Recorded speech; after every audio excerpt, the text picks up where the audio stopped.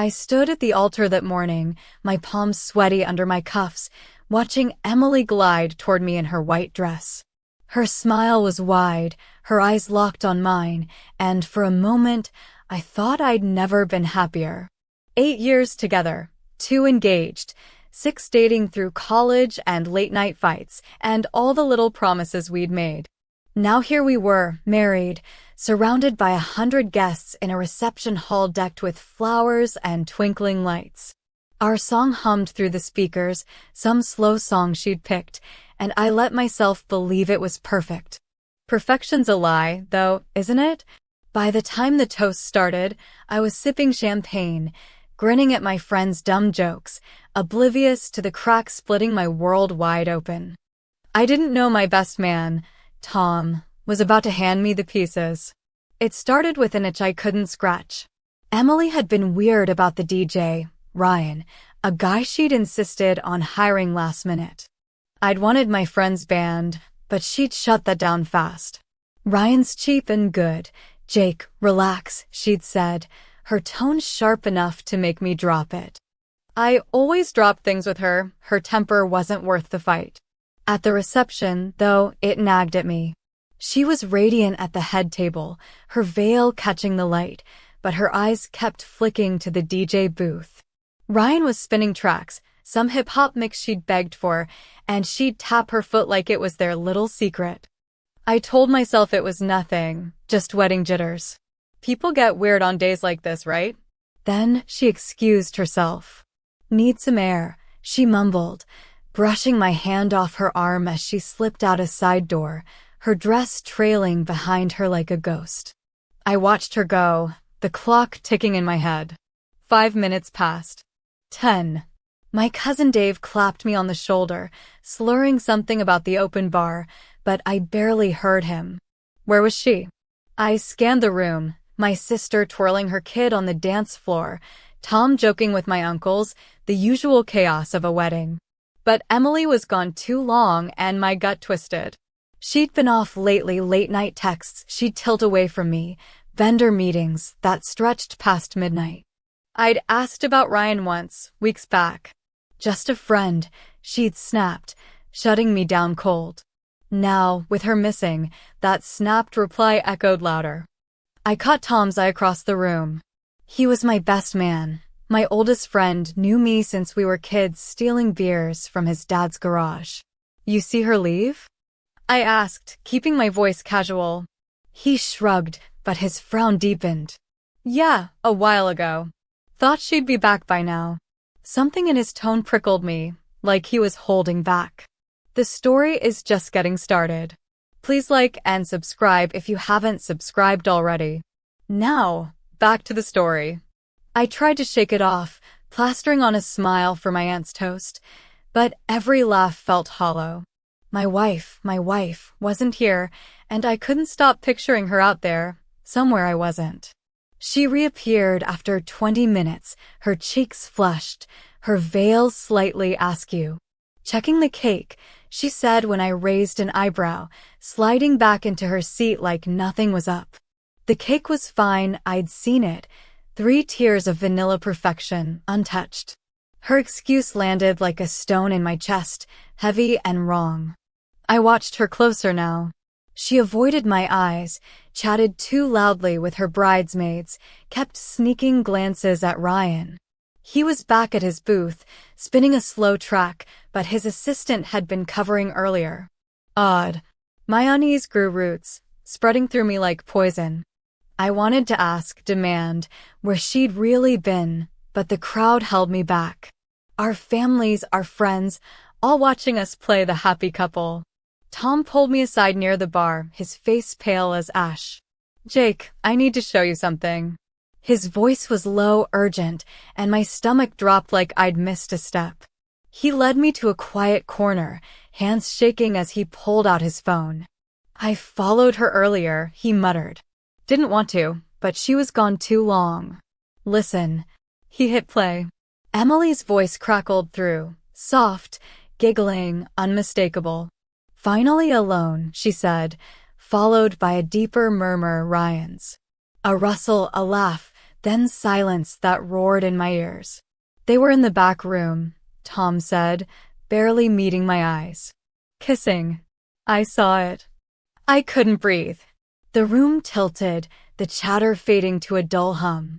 My wife, my brand new wife, was cheating on me at our wedding?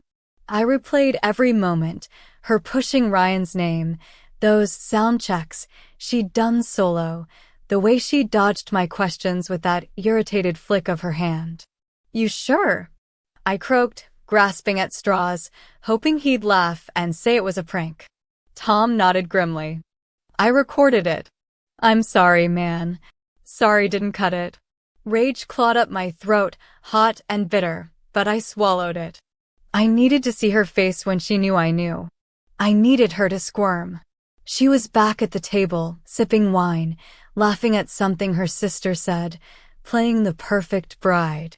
My perfect bride. But Tom's words burned. It wasn't a one-off. He'd overheard more in that back room, snippets about sound checks being their cover for weeks, maybe months.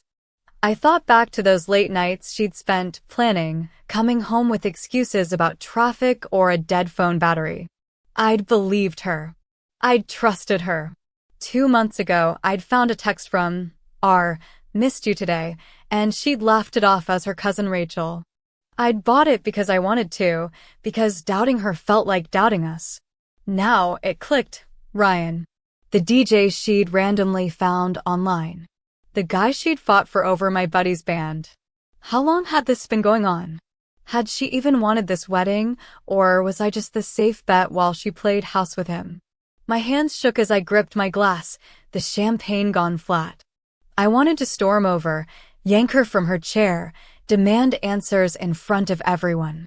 But the crowd, our families, our friends kept me rooted. Tom hovered nearby, watching me like I might snap. Maybe I would. What do I do? I whispered, more to myself than him. He clenched his jaw. She's your wife, Jake. But she's lying to your face. I can't decide for you. He was right. This was my mess, my marriage, my heartbreak. I had to end it my way. Tom's words kept ringing in my head. She's lying to your face. I stood there, heart thudding like a drum, watching Emily sip her wine and pretend. Pretend to be the happy bride. Pretend she hadn't just been in some back room with Ryan. Pretend this wasn't the most important day of my life, the one she'd already burned to the ground. But I wasn't about to sit there and smile through it. I wasn't going to be the fool who thanked everyone for coming while my wife played sound checks with the DJ behind my back. Not tonight. I nodded at Tom. Do it. His eyes widened. Jake, are you sure? Play the recording. The crowd was still buzzing from the last toast, glasses clinking, laughter echoing off the hall's high ceilings. But when Tom grabbed the mic, the mood shifted. He cleared his throat, his hand trembling so hard the feedback squealed through the speakers. Hi everyone, he said, his voice tight. I'm Tom, the best man. I was supposed to give a fun, light-hearted speech tonight, but there's something more important you all need to hear. The guests went silent. Emily froze, wine glass halfway to her lips.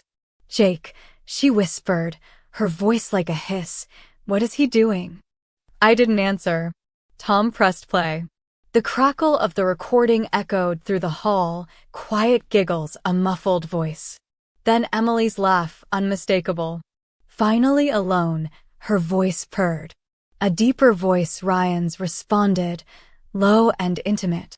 Then the sound of rustling, like fabric moving. A stifled laugh. Silence.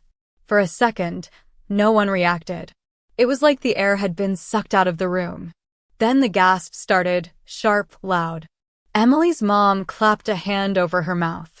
My mom's wine glass slipped from her fingers and shattered on the floor. Someone whispered, no way. Emily shot up from her chair, her veil slipping off her head. What the hell, Tom? She shrieked.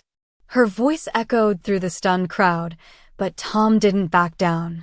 I stepped forward, my jaw clenched so tight it hurt. A joke, I said slowly, the word heavy and bitter on my tongue. You kissing the DJ in the back room? That's your idea of a joke? Her face crumpled, not with guilt, but with panic. Jake, stop, she pleaded, her voice cracking. It wasn't like that, Ryan and we were just talking. It didn't mean anything. Didn't mean anything. The words hit harder than I thought they would. I heard a voice from the back, my cousin Dave, still holding his phone. I saw her sneak off earlier, caught it on video. He held up his screen, playing a shaky clip, Emily slipping out the side door, Ryan following a minute later. The room tilted. My wife, my bride of 6 hours, sneaking off like a teenager meeting her secret boyfriend behind the bleachers. Emily's sister, Lauren, was crying now. Emily's dad's face was beet red, his fists clenched at his sides. And Ryan? The DJ stood frozen at his booth, sweat dripping down his face, like he was trying to decide whether to bolt for the exit or sink into the floor. How long? I asked, my voice louder now. How long has this been going on? Emily blinked at me, stunned. Jake, please, let's talk. How long? I roared. She flinched, mascara running down her cheeks in black rivers. It was a mistake, just once. Tom's jaw tightened. That's a lie, he muttered loud enough for the front tables to hear. I heard you two talking about your sound checks weeks ago. The crowd erupted, whispers, gasps, someone's chair scraping back so hard it tipped over. Sound checks, someone muttered, and the phrase rippled through the guests like poison. Emily was full-on crying now, snot mixing with her makeup. It wasn't serious, Jake. Please don't do this in front of everyone. She actually said that. Don't do this in front of everyone. Like I was the one humiliating her. Like I was the problem. I laughed, a bitter, broken sound. Emily, you did this. Not me. You did it the moment you hired him. I pointed at Ryan, who shrank further behind his booth, and kept sneaking around like I was too stupid to notice. Her face twisted in fury. You're making a scene. I stared at her, barely recognizing the woman in front of me. Yeah, I said, voice steady now. I guess I am. I grabbed my jacket from the back of my chair, the fabric cold against my sweaty hands. We're done. Emily's sobs got louder. Jake, please, just talk to me. I didn't stop. I walked past the stunned crowd, past my mom's outstretched hand, past Tom's quiet, I'm sorry, past Ryan's guilty stare, and stepped into the cold night air. The reception hall doors slammed behind me. I could still hear her crying inside, begging me to come back. I didn't. It's been 3 weeks. I filed for an annulment the next day. Couldn't call it a marriage, not after that. Emily's family says I overreacted. They think Tom's the villain for exposing her in front of everyone. My friends say I dodged a bullet. That Emily would have kept lying forever if Tom hadn't caught her in the act. And Ryan? He quit DJing. The video of him and Emily sneaking off went viral on Facebook. Small-town gossip moves fast, and the fallout wasn't pretty. I'm crashing at Tom's now, sleeping on his lumpy couch, replaying every lie Emily fed me. Those late nights. Those sound checks. That stupid DJ booth. They haunt me. Sometimes I wonder if she's still texting him, plotting their next sound check, like nothing ever happened. I don't know. I don't care. She broke me on what should have been our day. And I'm done pretending it didn't happen. Please like and subscribe for more stories like this. What are your thoughts about this story? Have you ever experienced this kind of betrayal from a loved one?